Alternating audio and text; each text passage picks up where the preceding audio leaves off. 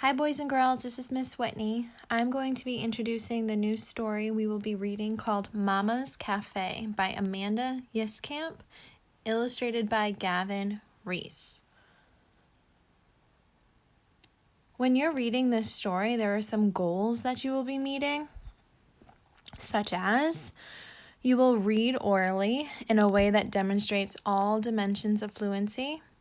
You will be consistently adding to your vocab through reading. For example, there'll be a word emigrate that we will learn, and it will be part of your new vocab bank.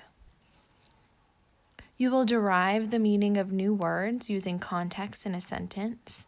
There are some words in this story that are in Spanish, but using your context clues in the sentence, you'll be able to figure out what those words mean. You'll also be breaking apart multi-syllable words by syllable. All right, let's dive in here. Now the title is Mama's Café. What is a cafe?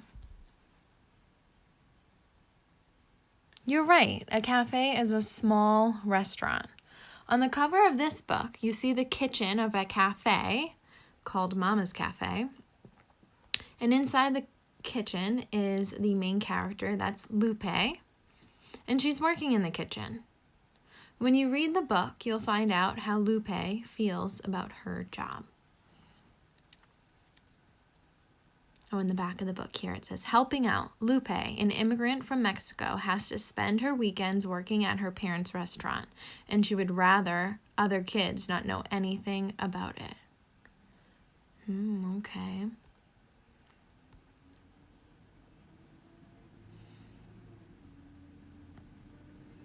This is the same picture that's on the cover, but I'm looking at the text here.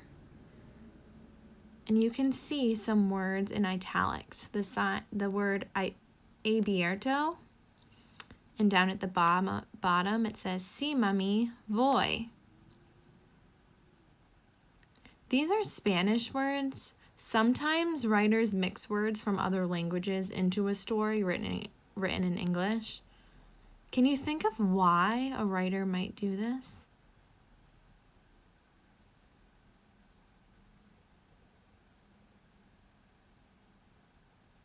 Right, so maybe the writer wants to really create a sense of the character's culture.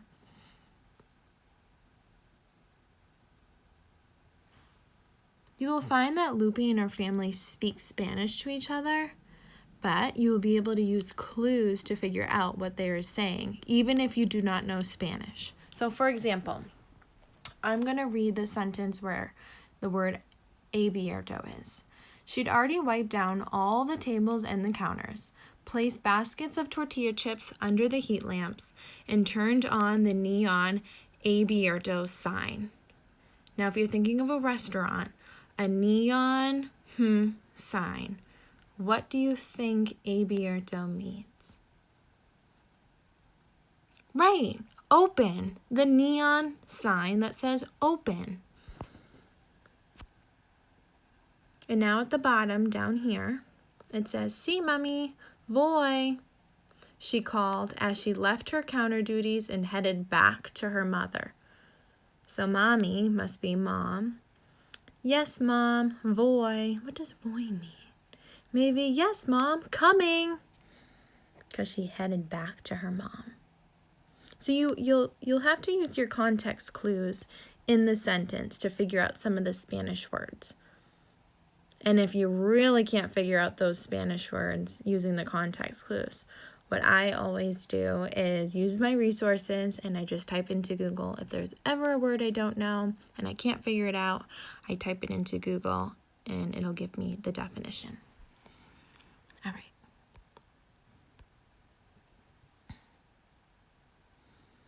Look at the illustration here on page 5. What can you tell about the mood of the people working at Mama's Café? Look at their faces. What are they doing? Lupe's parents own this cafe. Her mother is the mama of the restaurant's name. You can tell from this picture that people are enjoying their time in the kitchen. Lupe feels at home when she helps her parents at the cafe. It's almost like the restaurant workers are her second family.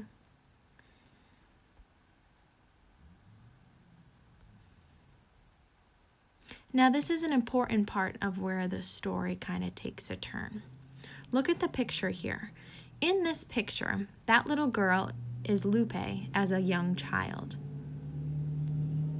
What does that tell you about the way that the writer is telling this story?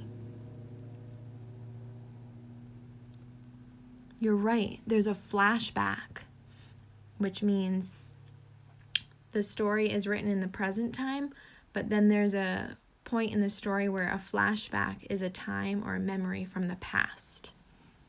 Most events in this story are told in present time, in the order that they happen, but this part of the story is a flashback, which tells about events that happened in the past. In this part of the story, Lupe thinks back to something that happened when she was little. What can you tell from this event, even though the writer doesn't state it? That means to infer. What can you infer here?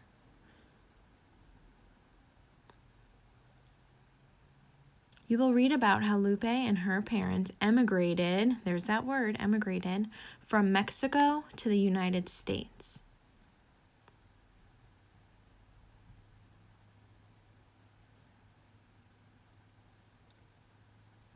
The word emigrated is actually on page 6 here.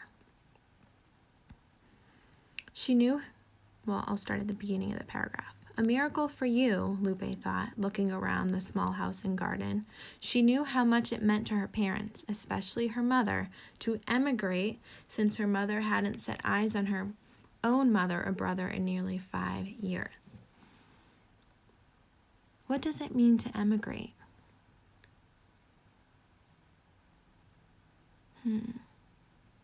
Yes, it means to move from one country to another.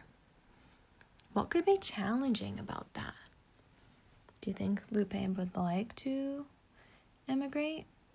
Or do you think she would like to stay in Mexico?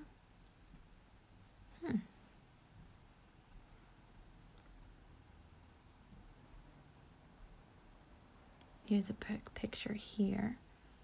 You can see the main character. She's working in the restaurant, cleaning the tables.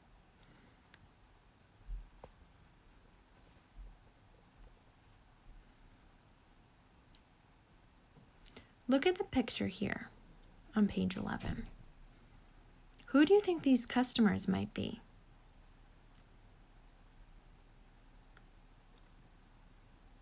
These are students from Lupe's school. Why might Lupe feel shy about approaching their table?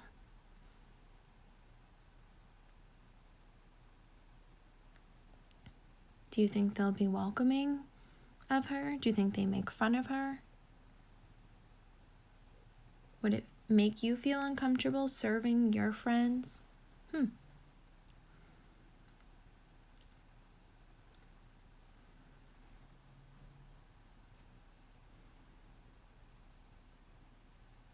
Here's some more Spanish words. Amigos. Now that's a Spanish word I do know. Amigos means friends, and that is important to know in this story. I'm also going to attach a vocabulary table. Well, there'll be a vocabulary word on one side and a definition on the other that you'll review before you start reading.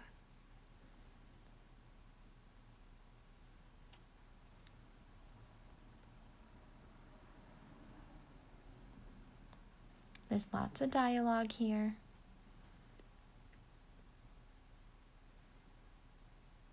And lastly, this picture, you see those same customers, Lupe's classmates, where Lupe is serving them. It looks like chips and guacamole.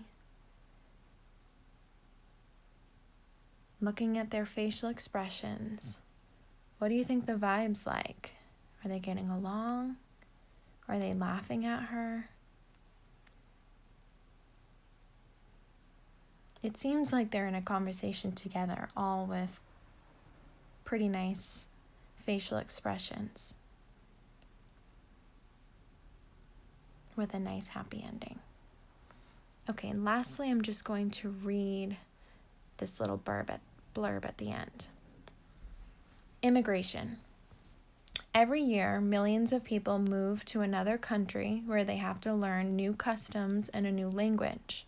It can be difficult to fit into a new environment. However, people all over the world work to discover things they have in common and find ways to integrate the newcomers into the community for the benefit of all. How fitting. People are different. They have different values, beliefs, but they all integrate together into a community. This is the end of our picture walk. You do not have to read the story today.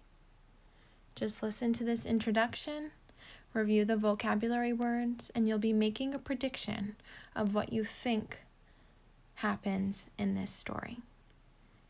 Happy reading, friends. I can't wait to meet with you to discuss.